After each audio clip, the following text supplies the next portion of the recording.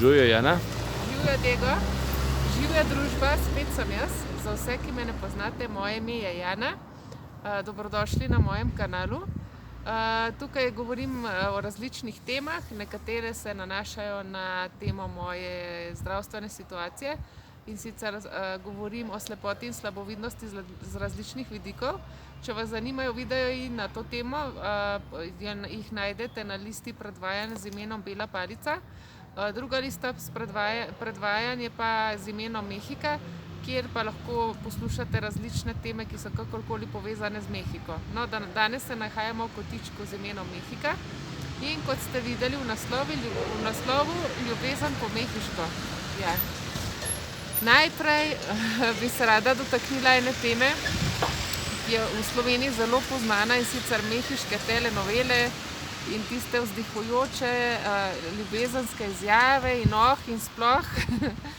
No, to v resnici ni, vsaj ne v tem sloju ljudi, v katerem se nahajam jaz in se nahaja Diego.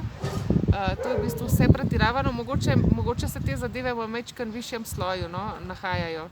Je pa res, da so pa Mehičani bolj, kako naj rečem, bolj romantični, bolj strastni v izražanju ljubezni. To je pa res, no, to pa ni izmišljotina. Tukaj je recimo čisto drugačna situacija, kot je v Sloveniji. Ker v Sloveniji imaš pač, vsaj takrat, ko sem bila še jaz tam, je možnost spoznavati ljudi na različnih lokacijah, ne vem, lahko je v trgovini, v banki, v parku, v službi, v šoli, ne vem, v zdravilišču, na dopustu, ne vem, na kolesarjenju, na izletu. Mislim, priložnosti za spoznati nove ljudi so v bistvu na vsakem koraku. In jaz mislim, da se ne vidi zelo slabo, če ti kar začneš na tečajih, na raznih tečajih. Jaz mislim, da se ne vidi slabo, če se ti, mislim, da se ne vidi kot nič negativno, če se ti začneš kar z nekom pogovarjati, se mi zdi. No, tukaj v Mehiki pa zadeva precej drugačna. Ljudje so res izjemno prijazni in izjemno odprti do tujcev in do neznancev, a ne. Oni ti dajo občutek, da si strašansko in izjemno dobrodošel. Takoj ti odprejo vrata v svojo hišo, delijo svoje stvari s teboj, recimo zelo radi delijo ljubezen do Mehike s teboj. Vedno se hitro napolni miza s hrano, s pijačo, karkoli pač imajo, a ne. Karkoli oni imajo, so pripravljeni deliti s tabo in je 1, 2, 3 je en obrok pripravljen na mizi, tudi če ti čisto nepričakovano prideš. Tukaj so itak obiski taki, da se v glavnem ne najavijo, tako da z eno čarobno palčko pač pripravijo prigrizke in pijače, no, ko prideš na obisk. In izgledajo strašansko odprti ljudje in zelo prijazni in ti tudi odprejo vrata svojih domov. Ampak v resnici so pa socialni krogi, ne vem, zelo zaprti, da ne rečem zabetonirani. Ti socialni krogi so družine, recimo v družino imaš vstop ti samo, če se poročiš, če si, ne vem, partner nekoga iz družine. In potem Bog ne daj, da se ločiš, lahko na ta svoj krog pozabiš, a ne. V družinah imajo neko,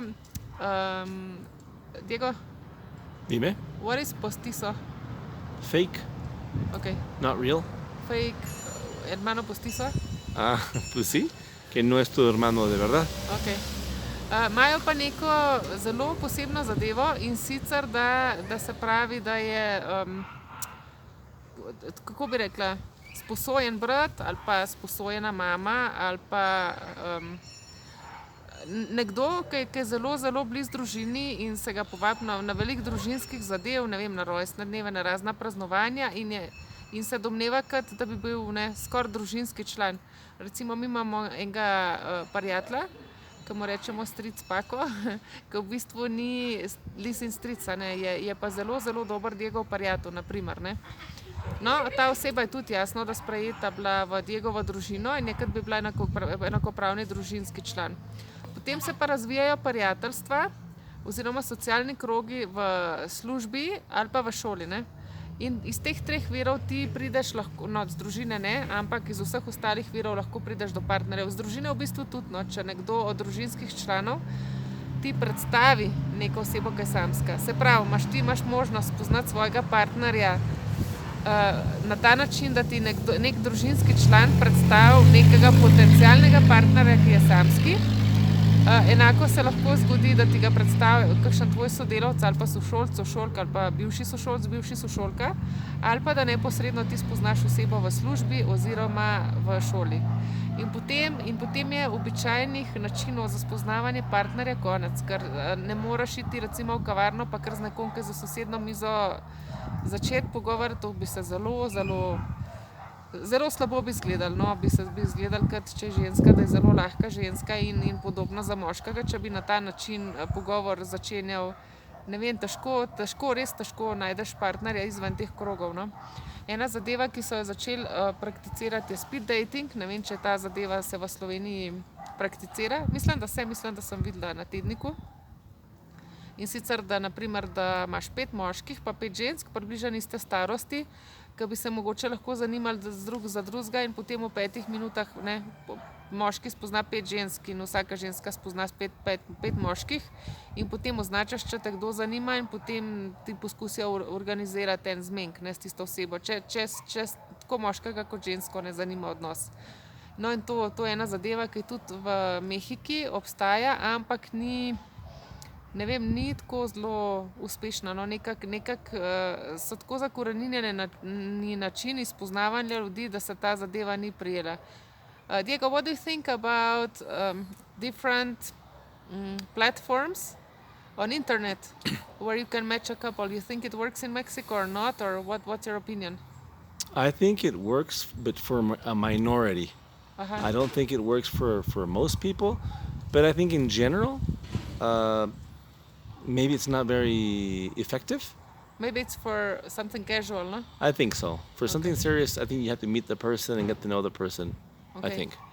No, tudi jasno, da tudi tukaj v Mehiki tehnologija in sem vprašala Diega, kaj misli, če prek interneta ti lahko spoznaš partnerja in pravi, da zelo majhno število misli, da ja, ampak večinoma pa ne, da večino pa želijo, jim je ljubše tako v živo spoznati nekoga in videti pa, če jih ta oseba zanima ali ne, da za kaj manj resnega se pa pač lahko tudi prek interneta najdeš partnerja.